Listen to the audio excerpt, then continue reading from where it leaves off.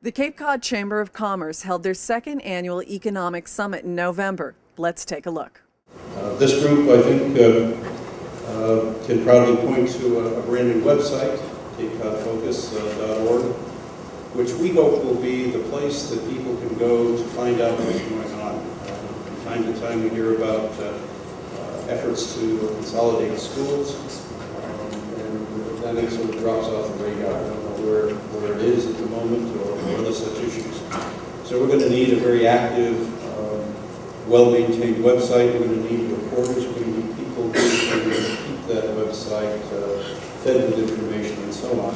So indeed we can keep our focus on the key issues. As people get connected to their community, as they get civically engaged, they're more likely to stay.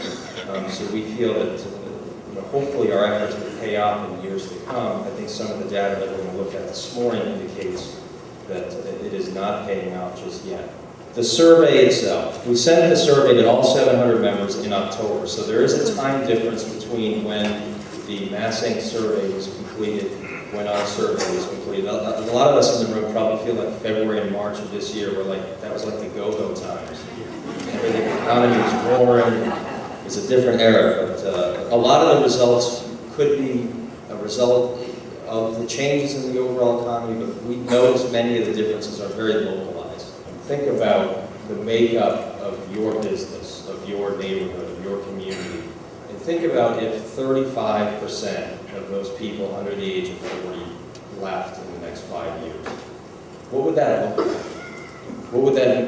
What kind of strains would that put on your workforce? What kind of strain is that going to put on our ability to support a school system infrastructure? That number is very alarming to us. And again, we're polling a very engaged group of citizens here. We do tend to attract members from a different socioeconomic demographic, and if you read in the back of the survey, you'll see some of the key differences. The Massing study was a random phone study. They caught a lot of the broader section of the population that we were able to catch just by nature of who comes to our meetings, who's a part of our group. But the critical point here is that the people that do come overwhelmingly attend town meeting. I see nonprofit leaders in the room. Overwhelmingly, these people support the nonprofit institutions in our community. If we're going to lose these people at this higher rate, what does that mean for the future of Cape Cod? What does that mean for the future of our economy? I would say it's troubling at a minimum. The key question for those of us in the room and those not in the room who are in a public policy position or community leadership position is what can we do to retain more of these young people? What are our attitudes about young people's role in our economy? And what are the consequences if we do not improve our retention percentages in this demographic? Again, I encourage you to walk down that road in your own mind another 3 to 5 years and think about, a lot of people joke today, like, you have 7, I didn't even know there were 700 young people on Cape Cod.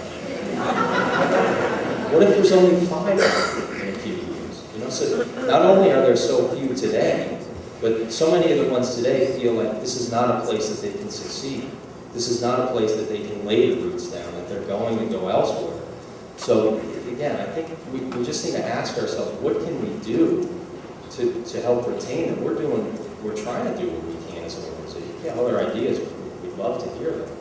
But what else can we do as business owners, as elected officials, to try and change this out-migration of young people?